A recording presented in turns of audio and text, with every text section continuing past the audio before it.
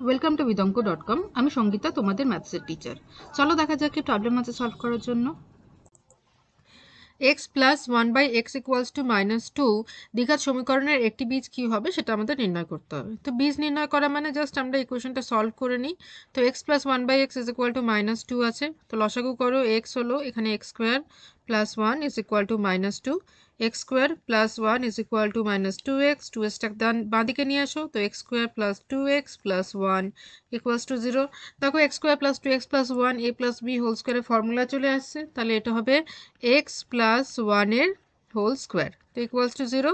therefore x plus 1 is equal to 0, then we can say x is equal to -1।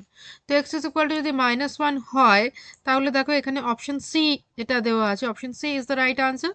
ঠিক আছে, তাহলে C -1 দেওয়া আছে, তাহলে অপশন সি হলো সঠিক উত্তর। ঠিক আছে, তাহলে সি -1 এটা হচ্ছে সঠিক উত্তর। Okay, thank you for watching vidonko.com। অঙ্কের আরও প্রবলেম এবং সলিউশনের জন্য আমাদের ওয়েবসাইট অবশ্যই ব্রাউজ করো।